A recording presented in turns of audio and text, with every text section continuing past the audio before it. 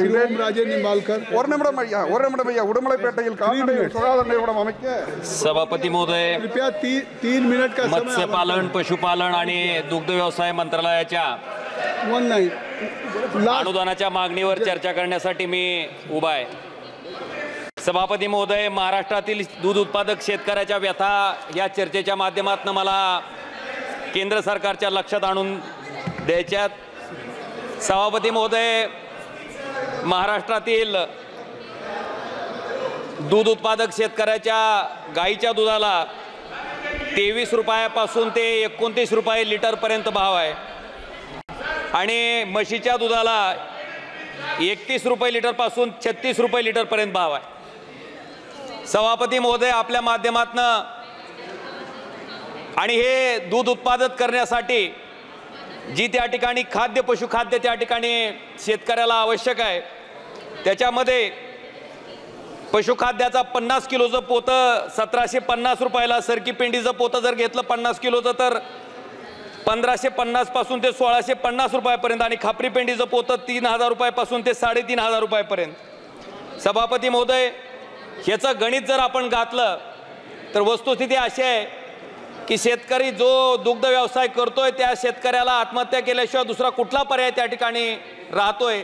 मला वाटतं ह्याचा विचार आता केंद्र सरकारनं करणं गरजेचं आहे। स्वतःच्या रक्ताचं पाणी करून जे दूध त्या ठिकाणी शेतकरी उत्पादित करतोय त्या दुधाला 23 रुपयापासून 29 रुपये लिटरपर्यंत भाव आणि बिस्लेरी बाटलीच्या जर पाण्याचा भाव आपण 1 लिटरचा बघितला तर त्याचा 20 रुपये लिटर त्या ठिकाणी दर आहे। किती विदारक परिस्थिती सभापती महोदय दूध उत्पादक शेतकऱ्याची आहे। मला वाटतं या गोष्टीवरनं त्या ठिकाणी आपल्या लक्षात येईल। मी या ठिकाणी दूध उत्पादक शेतकऱ्याचं एक पावती तुम्हाला या सभागृहाला दाखवू इच्छितो की जवळपास 25 रुपये 74 पैसे लिटर फक्त दुधाला भाव त्या ठिकाणी शेतकऱ्याला मिळतोय। भगवान बांगर नावाच्या शेतकऱ्याच्या दुधाची पावती आहे सभापती महोदय। सभापती महोदय, जवळपास 70% जनता ही शेती आणि शेतीपूरक व्यवसायावर त्या ठिकाणी या देशातील अवलंबून आहे आणि या देशातलं अर्थकारण सुद्धा ह्या माध्यमातून या शेतकऱ्याचं चालतं। सभापती महोदय, मला आपल्याला दाखवून द्यायचं आहे की मागच्या वर्षी दुग्ध विकास आणि पशुपालनाकरिता 4328 कोटी रुपये इतकी तरतूद त्या ठिकाणी अर्थसंकल्पामध्ये केली गेली होती, जी घटून 3914 कोटी रुपये इतकी करण्यात आली। मत्स्यपालनासाठी 2248 कोटी रुपये तरतूद मागच्या वर्षी होती, जी की आता 1701 कोटी रुपये इतकी कमी करण्यात आली। सरकार सांगतंय शेतकऱ्याचं उत्पन्न दुप्पट करायचंय। जर अर्थसंकल्पातल्या तरतुदी अशा पद्धतीने कमी करण्यात येत असतील तर नेमकं कुठल्या माध्यमातून शेतकऱ्याचं उत्पन्न सभापती महोदय त्या ठिकाणी दुप्पट होणार आहे? मला वाटतं ह्याचा विचार सुद्धा केंद्र सरकारनं त्या ठिकाणी करणं गरजेचं आहे। सभापती महोदय, एक शेवटचा मुद्दा की ह्या सरकारनं मला आपल्याला आठवून फक्त 1 मिनिटात मी आज सभापती महोदय संपवतोय, 2 मिनिटं पण झालं नाही सभापती महोदय। शेतकऱ्याच्या व्यथा आहेत, मला मांडून देत सभापती महोदय।